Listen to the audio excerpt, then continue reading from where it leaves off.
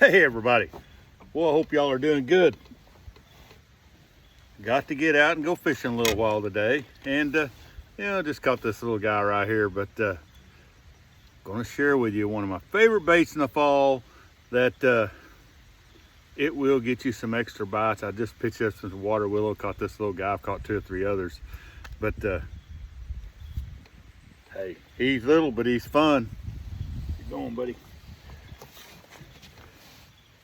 And I gotta do a little disclaimer here. I share a lot of little techniques with you on YouTube here, and it's gonna be kind of like this one right here. These I'm not sharing with you things that are gonna change the world. You're not gonna catch 1,000,000 bass. It's not some newfangled thing. But a lot of what I show you will put 2 or 3 extra fish in the boat for you in a day. It might catch you that one extra one you need if you're fishing a tournament or something. And so much of what I do is about that. It's about how, what's the one bait I can keep laying there all the time, that when I come across the right piece of wood or weeds, that I can pitch it in there or pick up that bait and cast it over there and pick up that extra fish during the day, or 2 or 3 fish that really make it a better day. So that bait today, and it's just an old salt craw, which this is actually a Biffle mega craw from back in the day. But it's in a silver color. Here you can see it's just solid silver, like double silver flake. The one I originally used was the original salt craw, and I only have about a dozen of those left, and I save those for very special tournament days. Then I use these mega craws, which work just fine. They were made by Lucky Strike back in the day, but solid silver. And in the fall time, you really got to start thinking, and this is for pitching around stuff, pitching around wood, weeds, here I'm fishing some water willow, for just pitching around stuff. And it's easy to want to always go to like the darker colors, like the blacks and the browns and crawfish patterns when you're pitching around cover. But when it comes to fall time, everything is about shad. Today it was 54 degrees this morning. We got here. Fall is starting to happen, even though it's way early. The fish are 100% keyed in on shad. It's all about shad. They don't care about much else. Here in another month, they'll really start thinking about crawfish as that water cools down. But when you're going along this time of year, I keep some type of bait that's a shad imitation on my flipping rod, my pitching rod. And this salt craw is by far my favorite. And you just pitch it around wood, shallow wood in the backs of creeks. I talked about that balsa bee. If I went by a piece of wood and I beat it to death, that balsa bee, I'd pick up something like this and go around and pick that thing apart to catch an extra fish off of there, or get one that just didn't want to bite. What happens is today it's a little cloudy, but it's the flash. When this thing falls, it just flashes like a shad that's fallen. Maybe it's injured or flickered, and they just impulse on it. It's extremely effective. Again, you're not gonna set the world on fire, but you're gonna catch a few extra fish. These are really hard to find.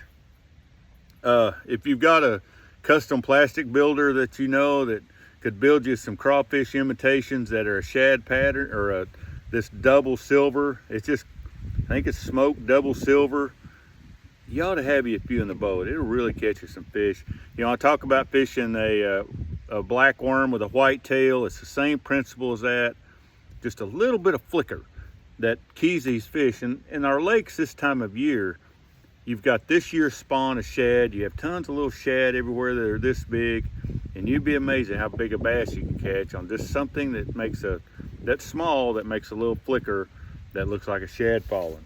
So if you don't have some, have somebody build you some, or figure out something like it. Another thing that works really similar is a pearl white speed craw in place of this will fit the same bill. Think about shad. Think what looks like a shad that you're pitching in there.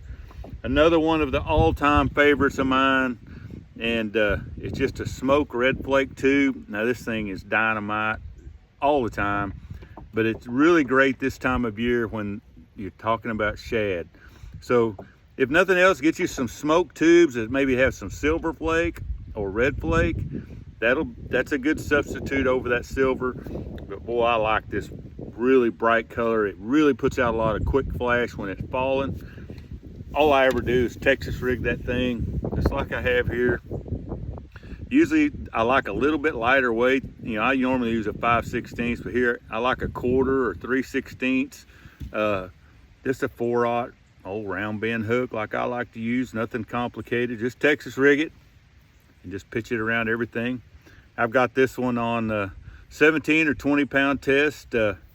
This is 17 pound test of the McCoy clear blue fluorescent line. I'm loving that stuff. If you like fluorescent line, I'm really digging this McCoy here lately. It's a little stronger than the Stren. It's got a little more abrasion resistance. So I still like those Stren too, but I'm really digging this McCoy. If you're into fluorescent blue line, try some of that out. You'll like it. And no, they don't do anything for me. I'm just letting you know it's something that I've started using and I'm liking it. So,